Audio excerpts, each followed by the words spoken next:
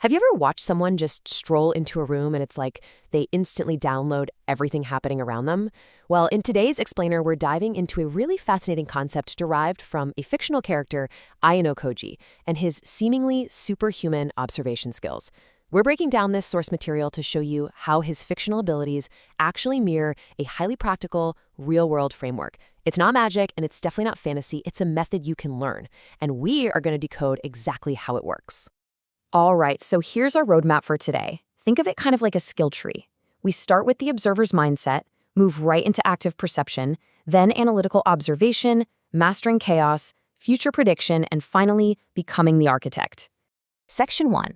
The observer's mindset, decoding the room. Before we can actually build these skills, we gotta look at the fundamental difference in how an average brain operates versus a highly observant one. It really all starts with the mindset you bring the second you step across the threshold of a new environment. An average person, they usually enter a room with a brain just totally cluttered with distractions, social media hangovers, overthinking, biases. They're just trying to adjust, right? They're driven mostly by emotion and anxiety. But this method, it's a whole different ballgame. It is a cold, calculated, logical process. You aren't looking at the room trying to figure out how to fit in. You're looking at it to collect data. You're calmly analyzing who looked where, whose body language is carrying tension, or who's just slapping on a fake smile. It's completely driven by logic, not emotion. Moving on to level 1, active perception, seeing without bias. All right, so now that we've got the mindset down, let's talk about actually training our eyes and our brain to view the world without all that emotional distortion. To pull this off, our source points to a super fascinating concept originally developed by military strategist John Boyd for fighter pilots. It's called the OODA loop, and it breaks down into 4 really simple steps: observe, orient, decide, and act. So think about just walking into a classroom. First up, you observe. You just scan the room, see who's sitting where, who's talking to who. Second, you orient. This is where you identify which groups have high energy and which ones just feel kind of awkward. Third, you decide. Based on that raw data, you pick the best spot to sit or figure out the absolute best person to start a conversation with. And finally, you act. Consciously running this simple cycle basically trains your brain to instantly recognize patterns anywhere you go. And that brings us to our next tool in level 1, peripheral awareness. See, we all have this really bad habit of fixating on one specific thing, right? A face, a phone, whatever it is. But an observant mind doesn't do that. You actually need to relax your eyes to capture the entire scene. Next time you're walking through a crowded area, try this. Use just your side vision to track movements. Notice someone picking up a phone or slightly shifting their body language without actually staring directly at them. It builds an absolutely incredible foundation of spatial awareness. Okay, the final piece of level 1 is mastering your own internal state. And honestly, this is absolutely crucial because when emotions run high, the brain literally stops seeing the truth and just feels. The source has a great fix for this called third-person framing. If you ever find yourself in a high-stress situation packed with anxiety, or maybe just this intense urge to throw your coffee across the room, you gotta mentally step out of your own body. Just ask yourself, how would a totally neutral third person view this scene right now? It's a simple question, but it instantly calms the mind, strips away those emotional filters, and lets you make objective decisions like a complete outsider. All right, level 2, analytical observation, extracting meaning. So, we've gathered our data without any bias. What's the next move? Well, this is where we stop just casually gathering info and start connecting the dots to extract real meaning and ultimately power. The first concept here is so fascinating. It's called proxemics. Coined by anthropologist Edward Hall, proxemics is essentially the study of how humans use physical space. Seriously, if you pay attention, space tells a whole story. If someone is repeatedly moving closer to you, they're usually trying to establish dominance. On the flip side, if someone is strictly maintaining their distance, they're likely either insecure or just trying to protect a comfort zone. To really nail this concept down, picture a crowded train. When someone's personal space gets invaded, they will either physically move away or they'll subtly tighten their body.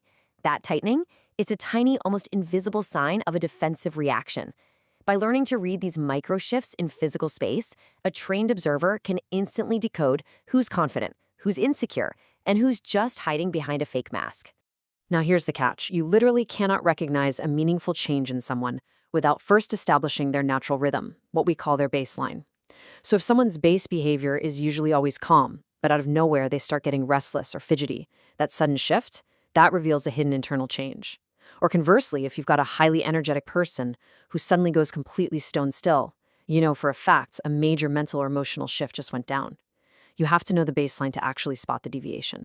But wait, here is where most people completely trip up: confirmation bias. This is that totally natural human flaw of making an assumption and then only looking for evidence that proves you right while conveniently ignoring everything else.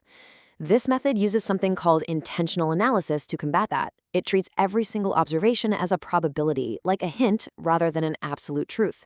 It actively cross-references verbal and nonverbal cues. So for example, if someone is smiling broadly but their hands are tightly folded and they seem nervous, you don't just jump to the conclusion that they're happy. You cross-reference those cues, update your analysis, and realize, hey, they might actually be faking it.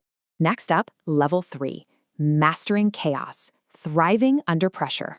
This is the point where our observation framework evolves from just a passive skill into an active, real-world weapon, especially in unpredictable, high-tension moments. Look, most people panic when arguments break out or situations get crazy, but you gotta remember this golden rule: high tension equals best data. An observant mind doesn't run from chaos, it literally uses it. When emotions are spiking and people are acting impulsively, their masks start to slip. The real truth comes out. So while everyone else is busy reacting emotionally, you are just calmly sitting back, gathering the absolute most authentic human data you will ever get. And hey, if you actually find yourself caught right in the middle of that heated loop, the source suggests this brilliant technique called the pattern interrupt. Try asking something completely unexpected, like, can we look at this from a different angle? Or have you actually thought about why this happened in the first place? By dropping a totally neutral curveball question into a high-stress argument, you instantly shatter the pressure of the room. It breaks that chaotic loop and firmly puts you right back into the observer's seat, where you can calmly analyze everyone's reactions.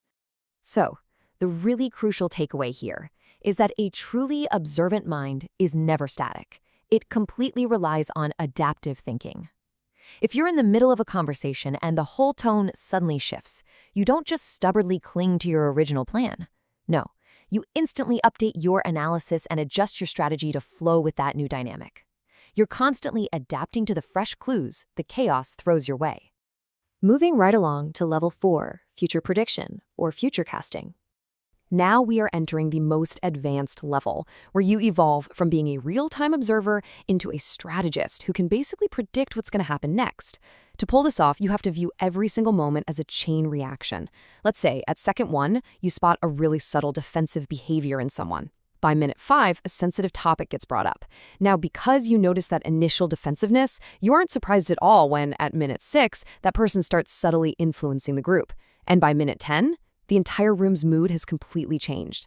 An average person probably thinks the mood just randomly shifted at minute 10, but you trace that ripple effect all the way back to second 1. To process these chain reactions, the framework uses something called the 3-scenario rule. Basically, for any given situation, you run 3 mental simulations. First, the best case, where everything goes entirely in your favor. Second, the worst case, where things go exactly opposite to your plan. And third, the most likely case, which is just the realistic outcome. By running these 3 simulations in your head ahead of time, you completely eliminate panic. Whatever actually happens in reality, you've already prepared for it. You are literally never caught off guard. But what if your prediction is wrong? Well, that brings us to the feedback loop. In this system, failed predictions aren't actually failures. They are just fresh data. You use them to ask yourself, okay, what clue did I miss? Were my assumptions wrong? By constantly comparing your predictions against the actual real-world outcomes, your brain turns into a self-correcting system. Your subconscious sharpens over time until future casting just becomes pure instinct. And finally, Section 6, Becoming the Architect, Designing the World, which leads us to the ultimate conclusion of this entire framework. When you master active perception, when you learn to thrive in chaos and you can predict those chain reactions, you reach a point where you stop just observing the world. You now know exactly who to talk to, when to maintain absolute silence, and when one tiny calculated statement can shift the entire game. You're basically 3 steps ahead on the chessboard. You transform from a mere participant in the room into the actual architect of the situation. We've explored the mindset, the perception, the analysis, the chaos, and the future casting derived from this really incredible source material. It's a total game changer for how you interact with your environment. So I'm going to leave you with this.